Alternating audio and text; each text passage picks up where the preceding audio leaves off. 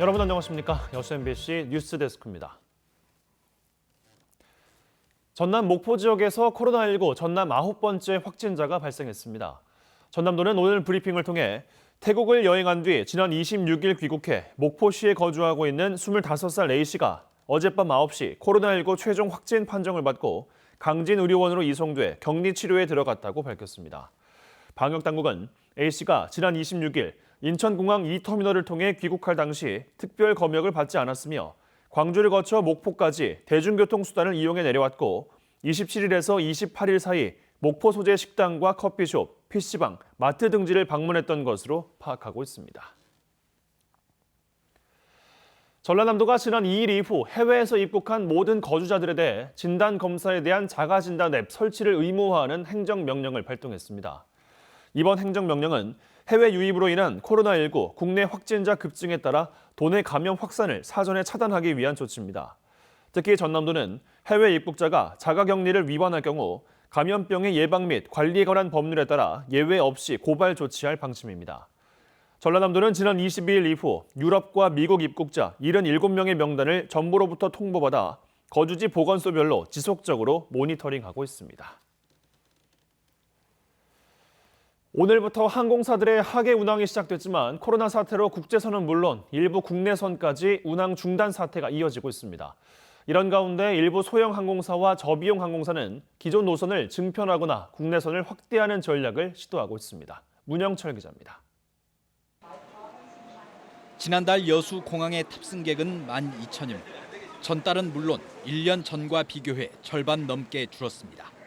코로나 사태로 이처럼 이용객이 급감하자 대한항공은 여수 노선에 대한 비운항 조치를 당분간 이어가기로 했습니다. 예정된 기한은 다음 달 25일까지지만 이후에도 운항이 재개될 수 있을지는 여전히 불투명합니다. 우리 시민들을 위해서 좀 적자가 좀 있더라도 좀 보전을 해달라고 얘기는 하지만 코로나19 관련해가지고 승객 급감에 따른 운영이 어렵다. 반면 소형 항공사 하이에어는 오늘부터 증편에 들어갔습니다. 여수 김포 노선의 운항 횟수를 하루 한 차례에서 2차례로 늘렸고 다음 달 말부터는 추가 증편까지 계획하고 있습니다. 일정 기간 손실을 감수하더라도 향후 코로나 종식에 따른 탑승객 증가를 겨냥해 인지도를 높여놓겠다는 판단입니다. 국내 저비용 항공사인 제주항공은 여수 취항을 추진 중입니다. 코로나 사태로 국제선 운항이 중단된 게 주된 배경입니다.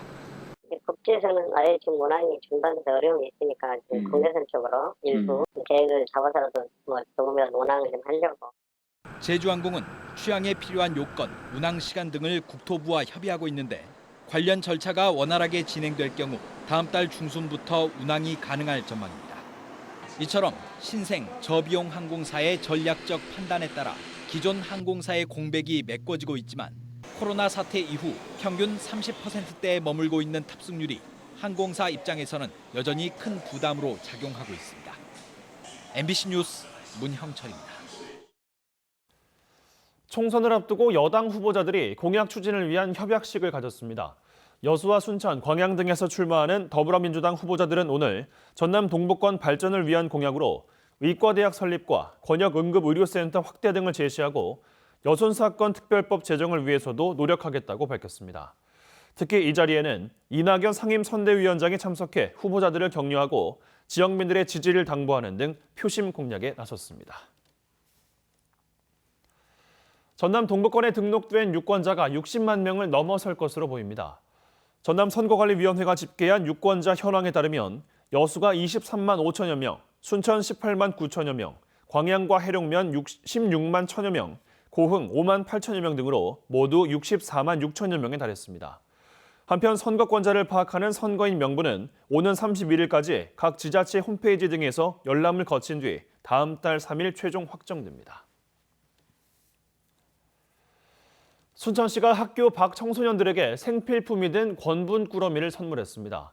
순천시는 코로나19가 장기화됨에 따라 학교 밖 청소년 지원센터를 통해 대상 청소년들에게 순천형 권분 꾸러미를 전달했다고 밝혔습니다.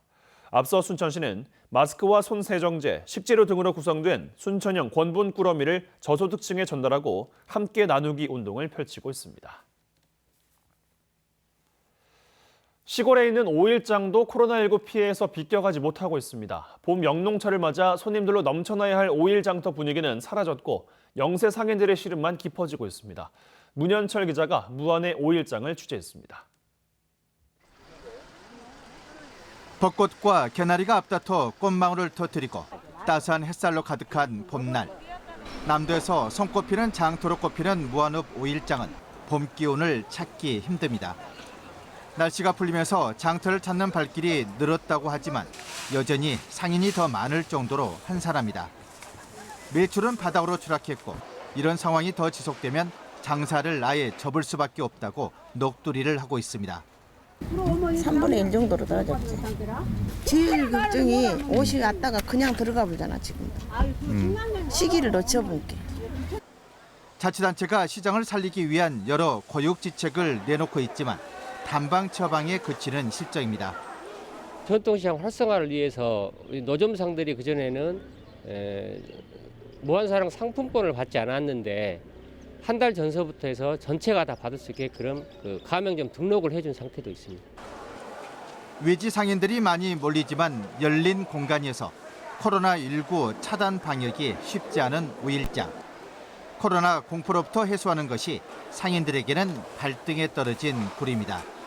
오일장 전날하고 장이 끝난 그 다음 날은 무안군하고 협조해가지고 매일 이렇게 방역을 상시 이렇게 하고 있습니다. 영농철 봄 특수로 시끌벅적해야 할 시골 오일장이 코로나19란 혹독한 된소리에서 비껴나지 못하고 있습니다. MBC 뉴스 문현철입니다. 학교 급식이 늦어지면서 어려움을 겪고 있는 급식용 농산물 생산 농가를 위해 농산물 판매 운동이 전개됩니다. 여수시는 각급 학교가 계약하는 4월 초순까지 생산 농가에서 납품된 급식용 친환경 농산물을 꾸러미로 묶어 지역 안팎의 시민들에게 판매하기로 했습니다. 여수시는 이번 농산물 꾸러미 사주기 운동을 통해 지역의 농산물 산지를 유관기관, 여수국가산단 기업체 등 농산물 수요체에 적극 연계시키기로 했습니다. 별다른 대안 없이 여수 마릉 쓰레기 매립장의 사용 기간 만료가 임박하면서 시 당국의 안이한 대응에 대한 지적이 이어지고 있습니다. 여수시의회 김영규 의원은 최근 10분 발언에서 시설을 폐쇄하기로 약속한 3월 말이 당장 눈앞에 와 있다며 시 당국이 약속 기한이 임박해서야 형식적인 대화에 나서고 있는 것은 아니냐는 의구심마저 든다고 비판했습니다. 김 의원은 그러면서 주민들과 약속한 대로 시설 종료를 하지 못한 집행부가 책임을 먼저 인정하고 더 낮은 자세로 신중하게 협의에 나서야 한다고 지적했습니다.